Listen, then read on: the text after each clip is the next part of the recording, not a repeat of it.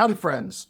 So here are 3 signs that your content is contributing to the sea of sameness. First of all, you might be saying, Will, what's the sea of sameness? I'll link to the blog post later. But really, the sea of sameness is if I click on every result in the top 10 of Google or the top 5, and they all pretty much sound the exact same, then you, my friends, are trapped in a sea of sameness, which means you have no chance of building brand on the results that you have. So here are 3 quick checks that you can make today to see if your content is contributing to that sea of sameness.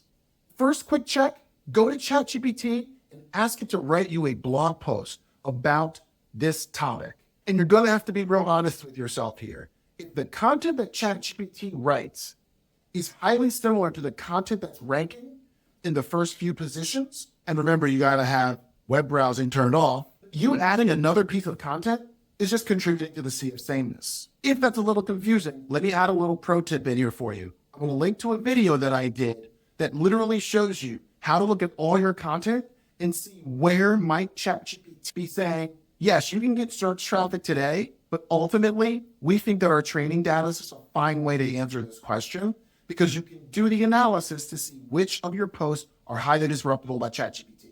All right, but let's move on to number 2, competitive advantage. Do you believe that when customers read this content, they're going to remember your brand?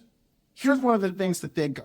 When someone reads this content and closes their browser someday, will they come back in a month and Google that same word and put your brand next to it because they want your brand's version of that answer? Or are they willing to accept any answer in the top 4 or 5 because they're all pretty much the darn same? And here's number 3. It's what I call the reputation check. Take a popular group, a LinkedIn group, a WhatsApp group, a Facebook group in your industry. And if you posted the post that you have that's contributing to the sea of sameness, or you think might, do you think people in your industry would look at you and your reputation as a +1, where people would say, thanks for putting this in this highly curated group of humans?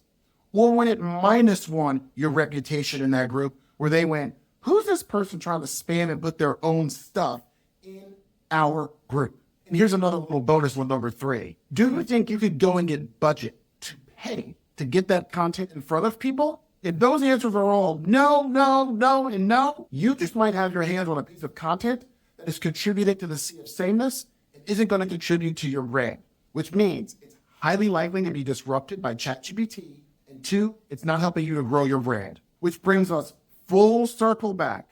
If that post was deleted from the internet today, let's be honest with ourselves, nobody would freaking miss it. Are you even thinking of trying to break out of this sea of sameness? So feel free to hit me up in the comments, comment back, find me, hunt me down. But I think that it's really important for us to level up the places where humans talk to other humans, that we're writing content that would +1 our personal brands, our personal reputations, as well as the company's brands that we're sharing.